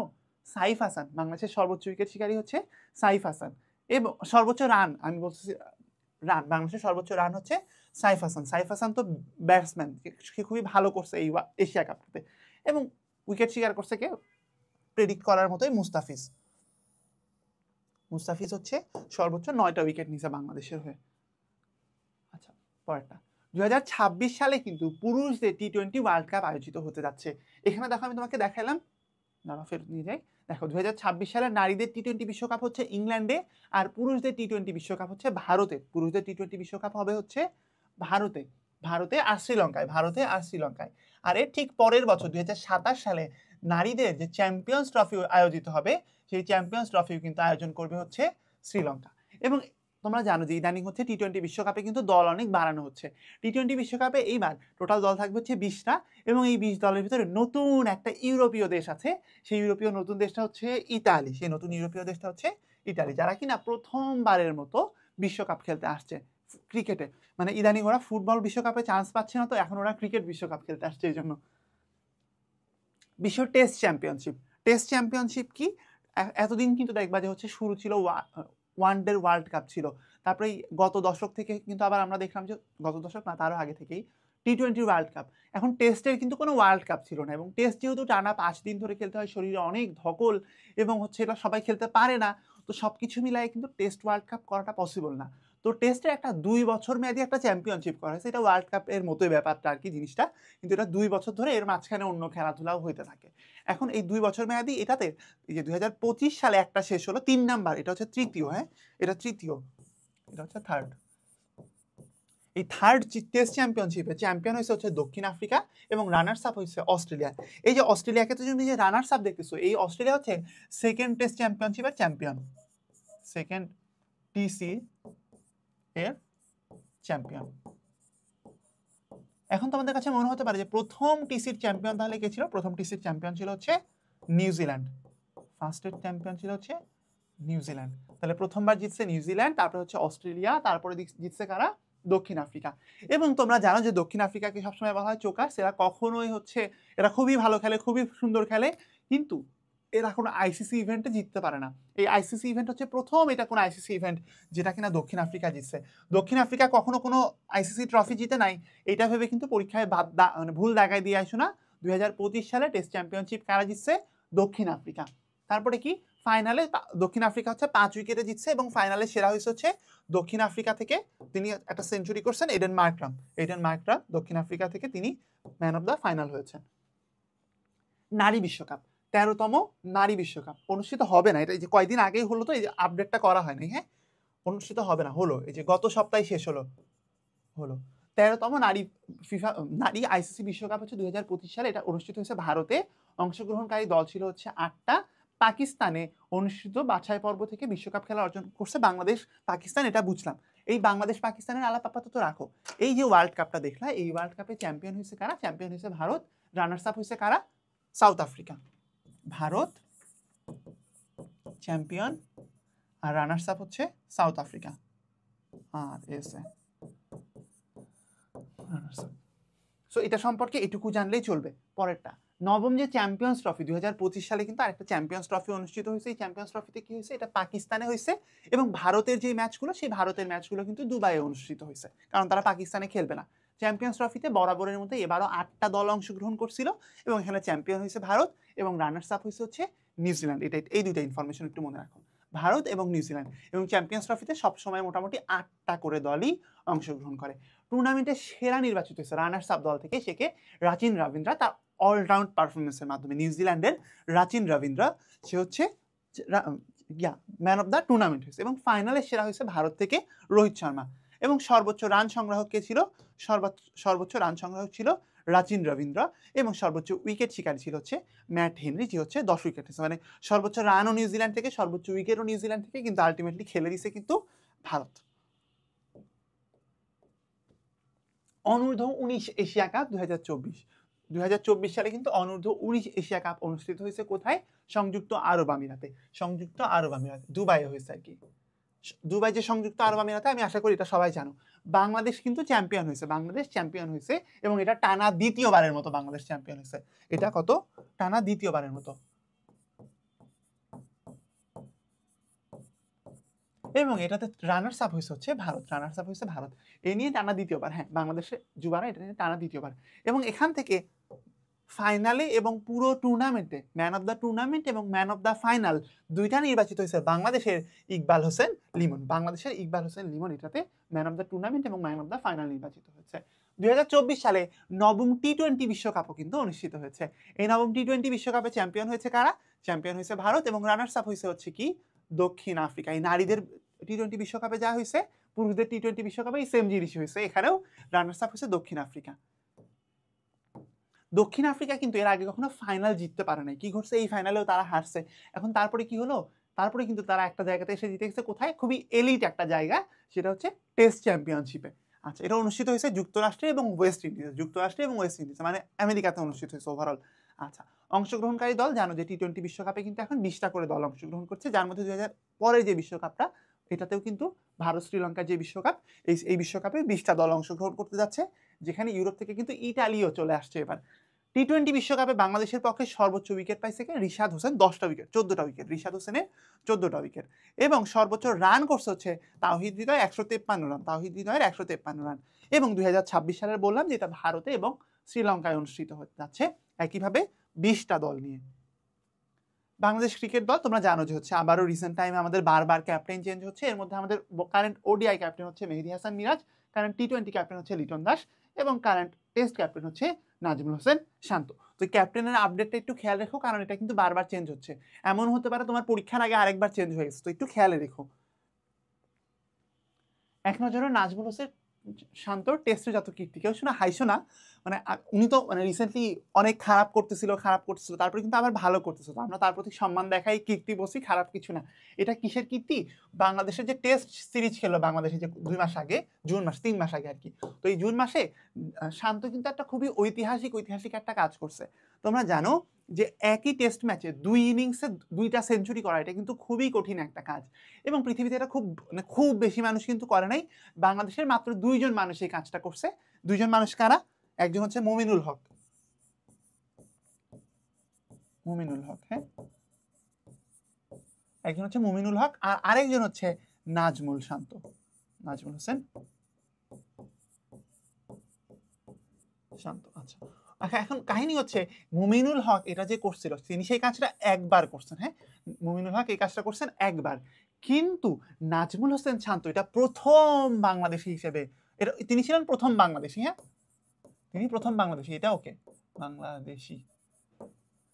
আর তিনি প্রথম বাংলাদেশি হিসেবে দুইবার এই কাজটা করছেন, দেশের বাইরে প্রথম টেস্টের 2 ইনিংসে সেঞ্চুরি। আচ্ছা, বাংলাদেশের এর আগে মুমিনুল হক যে সেঞ্চুরিটা করছিলেন শ্রীলঙ্কার বিরুদ্ধে, আমি যদি ভুল না করি এটা ছিল চট্টগ্রামে, শ্রীলঙ্কার বিরুদ্ধে, এটা বাংলাদেশে ছিল। আর শান্ত এই কাজটা করছে হচ্ছে দেশের বাইরে, প্রথম করলো দেশের বাইরে, এটাও কিন্তু শ্রীলঙ্কার বিরুদ্ধেই হলো, এটা কত? জুন মাসে। আর কি, প্রথম বাংলাদেশি হিসেবে 2বার টেস্টের 2 ইনিংসে সেঞ্চুরি। একবার করছে কে? মুমিনুল হক। 2বার করছে কি? শান্ত। মাত্র 16তম অধিনায়ক হিসেবে টেস্টের 2 ইনিংসে সেঞ্চুরি। এর আগে যে শান্ত হচ্ছে 2018 সাল বোধ হয়, না 18 সাল না, আরো পরে। আচ্ছা, আমার আসলে সালটা ঠিক খেয়াল নাই, কিন্তু এটা হচ্ছিল চিটাগাংয়ে শ্রীলঙ্কার বিরুদ্ধে। তখন হচ্ছে শান্ত তখন কিন্তু ক্যাপ্টেন ছিল না। 18 সাল তো না, এটা অনেক এত আগের কথা না, এটা 20 সাল বা এরও পরে। আচ্ছা, হোয়াট এভার। তো এখন তখন কিন্তু শান্ত ক্যাপ্টেন ছিল না। এইবার যে সে করছে, এটা হচ্ছে ক্যাপ্টেন হিসেবে করছে, কিন্তু এই ক্যাপ্টেন হিসেবে 2 ইনিংসে সেঞ্চুরি করার রেকর্ড আছে মাত্র, এর আগে আর 15 জনের ছিল, শান্ত হচ্ছে মাত্র 16তম, এবং প্রথম বাংলাদেশি হিসেবে টেস্টের 2 ইনিংসে সেঞ্চুরি করছেন তিনি। এর আগে কিন্তু কেউ ক্যাপ্টেন হিসেবে করে নাই। টেস্ট ইতিহাসে মাত্র 15তম ব্যাটার হিসেবে টেস্টে 2 ইনিংসে সেঞ্চুরি। দেখো এটা একটু মনে রেখো, মাত্র 15তম ব্যাটার, আর এটা হচ্ছে 16তম, ক্যাপ্টেন হিসেবে 16তম, আর 15তম ব্যাটার হিসেবে টেস্টের 2 ইনিংসে 2 বার সেঞ্চুরি করার কীর্তি হচ্ছে শান্তর। গ্রেগ থেকে মিরাজ। আচ্ছা, গ্রেগের প্রসঙ্গ কেন আসতেছে বলতেছে, দাঁড়াও মিরাজের প্রসঙ্গটা দেখো। জানো যে রিসেন্টলি না, মিরাজ শুরু থেকেই ক্যারিয়ারের শুরু থেকেই ভালো করতেছে। তো 30 এপ্রিল 2025 টেস্ট ইতিহাসে মাত্র 7ম খেলোয়াড় হিসেবে জিম্বাবুয়ের বিপক্ষে এক সিরিজে সেঞ্চুরি ও ম্যাচে 10 উইকেট লাভ করেন। তাহলে কি এক সিরিজে সেঞ্চুরি এবং ম্যাচে 10 উইকেট লাভ করে হচ্ছে মিরাজ। এইটা 1974 সালে প্রথম এই কাজ করছিল হচ্ছে ইংল্যান্ডের টনি গ্রেগ, এই জন্য এখানে লেখা হয়েছে হচ্ছে গ্রেগ থেকে মিরাজ। তাহলে এই কাজ প্রথম কে করছিল? ইংল্যান্ডের টনি গ্রেগ। ইংল্যান্ডের টনি গ্রেগ এটা তিনি কবে করছেন? 1974 সালে ওয়েস্ট ইন্ডিজের বিপক্ষে। ওয়েস্ট ইন্ডিজের বিপক্ষে 1974 সালে। এবং এক সিরিজে সেঞ্চুরি ও ম্যাচে 10 উইকেট লাভ করা দুইজন বাংলাদেশি আছে, একজন সাকিব আল হাসান আর অন্যজন হচ্ছে মিরাজ। এবং একই টেস্টে সেঞ্চুরি এবং 5 উইকেটের কীর্তিকার। আমরা আরেকটু যদি আমরা লিমিটটা একটু ছোট করি, সাকিব আর মিরাজ তো অবশ্যই থাকবে, আর 3 নাম্বার যে ব্যক্তি তার নাম হচ্ছে সোহাগ গাজী, তিনি অনেক দিন আগে করছিলেন, তখন আমি একদম ছোট ছিলাম, এটা কত সাল আমার তাও মনেও নাই, বাট আমি নামটা শুনছিলাম যে সে এই কাজটা করলো আজকে। খেলাটা আমি একটু দেখছিলাম, আমার যতদূর মনে আছে, সোহাগ গাজী। এবং টেস্ট ক্রিকেটে একই দিনে সেঞ্চুরি এবং একই দিনে 5 উইকেট এই পাওয়ার ইতিহাস হচ্ছে মাত্র দুইজনের। প্রথম নামটা শুনলেই তুমি চিনতে পারবা, সে হচ্ছে ইয়ান বোথাম ইংল্যান্ডের, এবং 2 নাম্বারটা হচ্ছে মিরাজ। ইয়ান বোথাম এবং মিরাজ মানে একই দিনে তারা সেঞ্চুরি করছে এবং ওই দিনে তারা 5 উইকেটও পাইছে। এটা একটা ঐতিহাসিক ঘটনা। এটাকে গ্রেগ শুরু করছিল হচ্ছে একটা সিরিজে সেঞ্চুরি এবং 10 উইকেটের কীর্তি, ম্যাচে 10 উইকেট আর কি, আর ইয়ান বোথাম করছে কি একদিনে 5 উইকেট এবং ওই ম্যাচে সেঞ্চুরি। ক্রিকেট, বাংলাদেশের ক্রিকেট বোর্ডের বর্তমান প্রেসিডেন্টকে দীর্ঘদিন পরে চেঞ্জ হয়েছিল, কি নাজমুল হাসান শান্ত থেকে ফারুক আহমেদ হয়েছিল। ফারুক আহমেদ বেশি দিন টিকে নাই, এখন প্রেসিডেন্টকে আমিনুল ইসলাম বুলবুল। আমিনুল ইসলাম বুলবুল। বাংলাদেশ ক্রিকেট বোর্ডের বর্তমান পরিচালক, আচ্ছা বাংলাদেশ ক্রিকেট বোর্ডে আসলে অনেক পরিচালক আছে, বর্তমানে পরিচালক নতুন হয়েছে আর কি, এই জন্য বলা হয়েছে, কথাটা আসলে এটা না। সঙ্গীত শিল্পী আসিফ আকবর, তোমরা জানো, তার সাথে আরো একজন হয়েছে, সবাই কি কারণে চিনে আমি ঠিক জানি না, তার নাম হচ্ছে রুবাবা দুলা। রুবাবা, তিনি মানে মডেল বা এরকম কিছু না, আমি ঠিক জানি না, মডেল বা কর্পোরেট পার্সন কেউ একজন। বাংলাদেশ জাতীয় ক্রিকেট দলের বর্তমান কোচ হচ্ছে ফিল সিমন্স। এই যে এই ভদ্রলোক ওয়েস্ট ইন্ডিজে, সবাই তাকে চিনে মোটামুটি ফিল সিমন্স। পুরো নাম কি? Philipp Berndt Simons. ফিল সিমন্সই সবাই জানে আর কি। এবং বাংলাদেশ মহিলা দলের প্রধান কোচ হচ্ছে হাসান তিলকারত্নে। হাসান তিলকারত্নে, তোমরা বলো কি তিলকারত্নে শব্দটা শুনে কোন দেশের কথা মনে হয় বলো তো? তিলকারত্নে শুনে কোন দেশ মনে হয়? সবাই জানো যে তিলকারত্নে এই শব্দটার সাথে একদম শ্রীলঙ্কা একদম ওতপ্রোতভাবে জড়িত।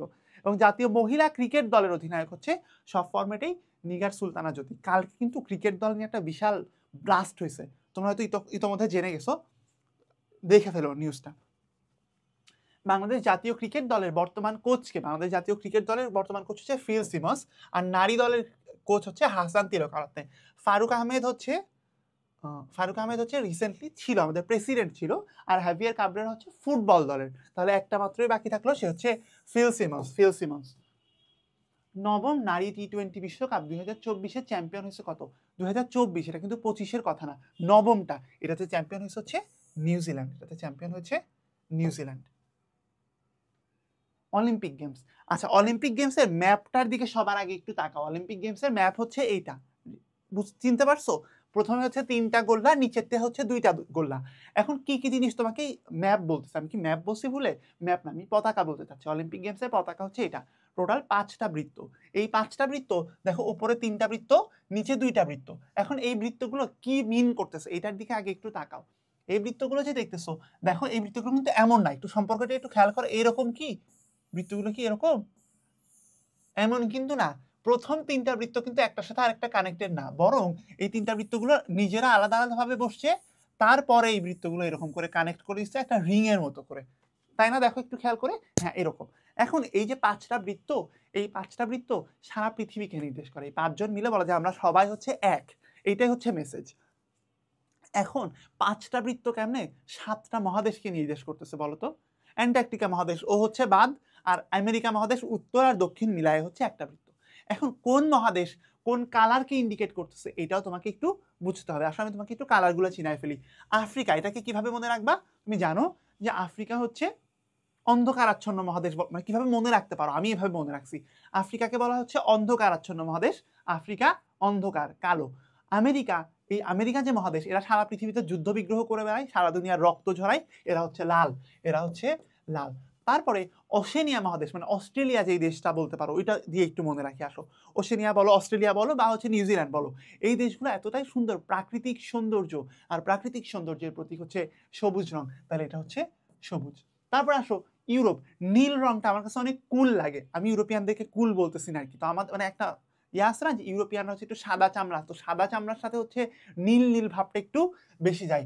এবং জানো এশিয়ানরা দেখতে একটু হলুদাভ, এশিয়ানরা দেখতে একটু হলুদাভ, তো সেই জায়গা থেকে এশিয়ার যে অংশটা সেই অংশটা হচ্ছে হলুদ, এশিয়ার যে অংশটা সেটা হচ্ছে হলুদ। এভাবে তাহলে তুমি মনে রাখতে পারো, আমি নিজে এভাবে মনে রাখছি। এখন আসে অলিম্পিকের কথাবার্তা, পতাকার আলাপ শেষ, এখন আসে আমরা বাকি আলাপ করি রিসেন্টলি কি কি ঘটতেছে। 2028 সালে অনুষ্ঠিতব্য লস অ্যাঞ্জেলস অলিম্পিকে ক্রিকেট অন্তর্ভুক্ত করা হবে। সর্বশেষ অলিম্পিকে ক্রিকেট ছিল কবে তুমি জানো? এখন থেকে আরো 128 বছর, মানে এখন থেকে আরো 125 বছর আগে, মানে এই অলিম্পিক থেকে আরো 128 বছর আগে 1900 সালে প্রথমবার এবং শেষবার, ওই একবারই শুধুমাত্র অলিম্পিকে ক্রিকেট ছিল, তারপরে আর কখনো ক্রিকেট ছিল না। তো এই যে 2028 সালে অলিম্পিকটা কই হবে? Los Angeles. লস অ্যাঞ্জেলস কোথায়? যুক্তরাষ্ট্রের ক্যালিফোর্নিয়া, ক্যালিফোর্নিয়া, যুক্তরাষ্ট্রের ক্যালিফোর্নিয়াতে এই ওয়ার্ল্ড কাপ বলছি অলিম্পিক গেমসটা অনুষ্ঠিত হতে যাচ্ছে। এখানে 6টা মহাদেশ থেকে 6টা পুরুষ দল এবং 6টা নারী দল অংশগ্রহণ করবে, মানে আলাদা আলাদা ইভেন্ট, 6টা নারী দলের একটা ইভেন্ট আর 6টা পুরুষ দলের আরেকটা ইভেন্ট। তাহলে T20 দল, এখানে কি খেলা হবে? T20 খেলা হবে। এবং 1900 সালে প্যারিস অলিম্পিকে প্রথম এবং শেষবারের মতো ক্রিকেট অন্তর্ভুক্ত ছিল, মানে 128 বছর পরে অলিম্পিকে ক্রিকেট ফিরতেছে। তাহলে তোমার প্রশ্ন এটাও আসতে পারে যে 1900 সালে অলিম্পিকটা কোথায় হয়েছিল? ফ্রান্সে, প্যারিসে। 33তম অলিম্পিক গেমস 2024 কোথায় অনুষ্ঠিত হয়? এটা আমরা সবাই জানি, কারণ যে আমাদের প্রধান উপদেষ্টার থিমে হয়েছে তো এই অলিম্পিকটা, তখন তিনি প্যারিসেই ছিলেন। তাহলে 33তমটা অনুষ্ঠিত হয়েছে কোথায়? এটা অনুষ্ঠিত হয়েছে হচ্ছে 2024 সালে প্যারিসে, 2024 সালে প্যারিসে। এবং 34তম অনুষ্ঠিত হবে কোথায়?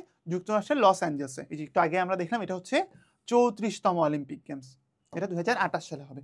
অলিম্পিক না 4 বছর পর পর হয়, কিন্তু একটা কাহিনী আছে। আমরা যে মেইন অলিম্পিক বলতে যে জিনিসটা বুঝি, হ্যাঁ, এই অলিম্পিক বলতে আমরা মিন করি হচ্ছে সামার অলিম্পিক। হ্যাঁ, সামার অলিম্পিকটাই হচ্ছে মেইন। কিন্তু আরেকটা অলিম্পিক আছে যেটাও 4 বছর পর পর হয়, সেটা হচ্ছে কি? Winter Olympic. উইন্টার অলিম্পিকটা দেখো 25তম শীতকালীন অলিম্পিক 2026 সালে। তাইলে কি ঘটলো? এই যে 24তম শীতকালীন অলিম্পিক কবে ছিল জানো? 24তম শীতকালীন অলিম্পিকটা ছিল হচ্ছে 2022 সালে, 2022 সালে। এইটা না মেইন অলিম্পিক না, অলিম্পিক বলতে কিন্তু আমরা সামার অলিম্পিকটা বুঝি, এটা কিন্তু মেইন না, এটা একটু মাথায় রেখো। 24তমটা হচ্ছে 22 সালে, আর 25তমটা হতে যাচ্ছে হচ্ছে সামনের বছর 2026 সালে, এটা হচ্ছে শীতকালে হবে, এগুলো হচ্ছে শীতকালীন অলিম্পিক। দেখো 25তম শীতকালীন অলিম্পিক 2026 অনুষ্ঠিত হবে হচ্ছে ইতালির মিলানে, মিলানে অনুষ্ঠিত হবে। এই একইভাবে আরো একটা অলিম্পিক আছে, সেটার নাম কি? Special Olympic. Special Olympic, special অলিম্পিকের ব্যাপারটা হচ্ছে এখানে যারা হচ্ছে একটু ফিজিক্যালি চ্যালেঞ্জড বা মেন্টালি যারা চ্যালেঞ্জড, তারা হচ্ছে এই ধরনের এই অলিম্পিকটাতে অংশগ্রহণ করবে। এবং 12তম যে শীতকালীন স্পেশাল অলিম্পিকটা কবে হবে? 2025 অনুষ্ঠিত হবে, এটা হচ্ছে ইতালিতে হবে, এটা হতে যাচ্ছে তুরিনে। এটা খুব ইম্পর্টেন্ট কিছু না, কিন্তু একটু খেয়াল রেখো যে এই একটা ইনফরমেশনই তুমি অন্তত খেয়ালে রেখো, আর বাকিগুলো না রাখলেও চলবে। আর এটা সম্পর্কে তোমার কি জানতে হবে? 25তমটা কোথায় অনুষ্ঠিত হবে? ইতালির মিলানে 2026 সালে। তাহলে এইটা আলাপ আপাতত শেষ, এটা নিয়ে আর কথা না বলি। এখন আসলে আমি তোমাকে যেটা বলতে চাচ্ছি, এই যে 22 সালে যে হচ্ছে উইন্টার অলিম্পিক হয়েছে, এরপরে 24 সালে কিন্তু সামার অলিম্পিক হয়েছে, 26 সালে উইন্টার অলিম্পিক হয়েছে, 28 সালে সামার অলিম্পিক হবে। এখন এটা কিন্তু সম্পর্ক এরকম না যে 2 বছর 2 বছর পর আমি করবো আবার 2 বছর পর তুমি করবা, এরকম না। এরা ইন্ডিপেন্ডেন্টলি হচ্ছে সবাই 4 বছর পর পর, তো মাঝখানে এরকম 2 বছরের একটা গ্যাপ থেকে যাচ্ছে। অলিম্পিকের ইতিহাস নিয়ে আসো কথা বলি। আধুনিক যে অলিম্পিক ক্রীড়া প্রতিযোগিতা হচ্ছে, এটাকে বলা হয়, ইংরেজিতে বলে অলিম্পিক গেমস, ফ্রেঞ্চ এটাকে বলা হচ্ছে জিউক্স অলিম্পিক্স। আমি উচ্চারণ জানি না, বাট এরকম দেখতে লাগে। হলো একটা আন্তর্জাতিক ক্রীড়া প্রতিযোগিতা, যেখানে গ্রীষ্মকালীন এবং শীতকালীন অনুষ্ঠানে বিভিন্ন দেশের প্রতিযোগিতা বিভিন্ন খেলায় অংশগ্রহণ করে। এখানে কয়টা দেশ অংশগ্রহণ করে? একটা জিনিস একটু খেয়াল রেখো, পৃথিবীতে টোটাল দেশ হচ্ছে মনে করো 195টা, কিন্তু অলিম্পিকে কিন্তু 195টা না, এখানে 200টারও বেশি দেশ অংশগ্রহণ করে। মনে করো হচ্ছে যারা একদম পুরোপুরি স্বাধীন দেশ না, তারাও কিন্তু এরকম জায়গাতে অংশগ্রহণ করে। এটা পৃথিবীর সবচেয়ে বড় এবং সবচেয়ে সম্মানজনক ক্রীড়া ইভেন্ট। অলিম্পিক গেমসে প্রত্যেক 4 বছর পর পর অনুষ্ঠিত হয় বলেছি। এটা 2টা প্রকরণ, একটা হচ্ছে গ্রীষ্ম যেটা হচ্ছে মেইন, আর একটা হচ্ছে শীত যেটা হচ্ছে একটু লেজার। আচ্ছা, প্রতিযোগিতা প্রত্যেক 2 বছর পর পর হয়, মানে একটা পরপর, যার অর্থ দাঁড়ায় প্রায় প্রত্যেক 2 বছর পর পর অলিম্পিক গেমসের আসর বসে। কিন্তু যদি তোমার পরীক্ষায় প্রশ্নটা এভাবে আসে যে কত বছর পর পর অলিম্পিক অনুষ্ঠিত হয়, তুমি উত্তর করবা হচ্ছে 4 বছর পর পর। এখন অলিম্পিকের ইতিহাস নিয়ে আমরা বলতেছিলাম। খ্রিস্টপূর্বে 8ম শতকে প্রাচীন গ্রিসের অলিম্পিয়া থেকে এটা শুরু হয়। এই অলিম্পিক নামটা কেন আসছে তাহলে বুঝছো? গ্রিসের অলিম্পিয়া থেকে এটা শুরু হয়েছিল, প্রাচীন অলিম্পিক গেমস। সেইটা থেকে পরবর্তীতে এই যে আধুনিক অলিম্পিক্সের ধারণা হচ্ছে 1894 সালে ব্যারন পিয়েরি ডি কুবার্তো বলে এক ভদ্রলোক আছে, তিনি এটা আরম্ভ করেন। কি 1800, এই সালগুলো, এই সালটা মনে রাখতে হবে। 1894 সালে তিনি একজন ব্যারন পিয়েরে ডি কুবার্তো, তিনি সর্বপ্রথম এটা আরম্ভ করেন এবং তিনি আইওসি ইন্টারন্যাশনাল অলিম্পিক কমিটি গঠন করেন এবং এটা সবকিছু হচ্ছে এরাই কন্ট্রোল করে। এখানে বললাম টোটাল 5টা বৃত্ত, কোনটার মানে কি আমি বললাম। দেখো উপরে সাদা পটম, আচ্ছা উপরে কোন কোন কালার আছে আর নিচে কোন কোন কালার আছে এটার দিকে একটু খেয়াল রেখো। এশিয়া আর ওশেনিয়া এই দুইটা যে বৃত্ত, সেই দুইটা নিচে আছে, আর ইউরোপ, আফ্রিকা আর আমেরিকা এরা 3জন হচ্ছে উপরে আছে। ইউরোপ হচ্ছে নীল, এশিয়া হলুদ, আফ্রিকা কালো, আমেরিকা লাল, ওশেনিয়া সবুজ। আমি অলরেডি তোমাকে এগুলোর এক্সপ্লেনেশন বলছি। এখন প্যারিস অলিম্পিক 2024 সালের অলিম্পিকটা আমাদের দেশের জন্য খুবই সিগনিফিকেন্ট, তো এটা পরীক্ষায় আসতে পারে, একটু খেয়ালে রেখো। কেন বলছি, আচ্ছা শুরু বলতেছি আমি জিনিসটা। এটা ছিল হচ্ছে 33তম অলিম্পিক, এটা হচ্ছে গ্রীষ্মকালীন অলিম্পিক। তারপরে কি 34তম যে গ্রীষ্মকালীন অলিম্পিক হবে, 34তম গ্রীষ্মকালীনটা কোথায় হবে? 2028 সালে লস অ্যাঞ্জেলেসে। আচ্ছা পরেরটা, এটা সময় হচ্ছে 26 জুলাই 11 আগস্ট, 26 জুলাই থেকে 11 আগস্ট 2024। আমি কি একটা জিনিস বলতে চাইছিলাম, এটাকে আমি বললাম না? বলছি, ঠিক আছে। 26 জুলাই থেকে 11 আগস্ট 2024। আচ্ছা এটা জুলাই থেকে আগস্ট মাস, সেটা খেয়াল রেখো। এটা স্বাগতিক দেশ ছিল হচ্ছে ফ্রান্সের প্যারিস, এবং এটার মাস্কট ছিল কি? মাস্কটটা কি ছিল মনে রেখো, মাস্কট ছিল হচ্ছে দ্য ফ্রিজ। এটার নীতিবাক্য কি? গেমস ওয়াইড ওপেন, মানে সবার জন্য উন্মুক্ত খেলাধুলা, সবার জন্য উন্মুক্ত গেমস, বা হচ্ছে গেমস ওয়াইড ওপেন। এই যে সবচেয়ে ইম্পর্টেন্ট এই পেজ থেকে যে জিনিসটা আমি একটু অন্য কালারে মার্ক করে দিচ্ছি, দাঁড়াও। এটার থিমটা কি ছিল?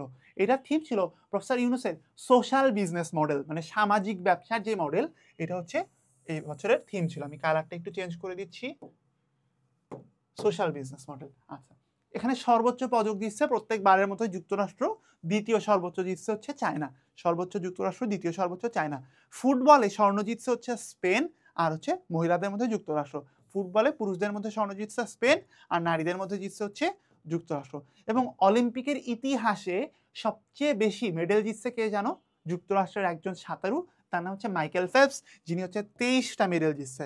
23টা। যুক্তরাষ্ট্রের মাইকেল ফেলপস, তিনি একজন সাঁতারু। 25তম শীতকালীন অলিম্পিক কোন শহরে অনুষ্ঠিত হবে? 25তম শীতকালীন অলিম্পিক কোন শহরে অনুষ্ঠিত হবে? আচ্ছা এখানে একটু ভুল আছে, শীতকালীন অলিম্পিক। হ্যাঁ, শীতকালীন অলিম্পিকটা না মিলানে হবে, এটা হচ্ছে ইতালির মিলানে হবে। এখানে উত্তরটা ভুল লেখা আছে, আচ্ছা এটা কোথায় হবে? মিলানে। এটা হচ্ছে সঠিক উত্তর। শীতকালীন অলিম্পিক, এটার দিকে একটু নজর দিও। আচ্ছা শীতকালীন অলিম্পিকটা কবে হবে? 2026 সালে। 25তম শীতকালীন অলিম্পিক হতে যাচ্ছে 2026 সালে। আর হচ্ছে গ্রীষ্মকালীন যেটা হবে এরপরে, ওটা হবে হচ্ছে 2028 সালে, যেটা হবে গ্রীষ্ম। এটা হবে হচ্ছে কোথায়? এটা হবে লস অ্যাঞ্জেলস, ইউএসএ। পরে আমরা যাই, আর কি বাকি আছে? অলিম্পিকে পতাকার কোন রঙের বৃত্ত দিয়ে এশিয়া মহাদেশকে বোঝায়? আমি তোমাকে মনে রাখতে বলছি, এশিয়ার মানুষজন দেখতে একটু হলুদ হলুদ, তো এশিয়ানটা হচ্ছে হলুদ। আর এটা কিন্তু কোনো লজিক না, ওইটা বানানোর জন্য কি লজিক ব্যবহার করছে তারাই জানে, হয়তো কোথাও আছে, বাট তোমার পরীক্ষার জন্য প্রয়োজন নাই।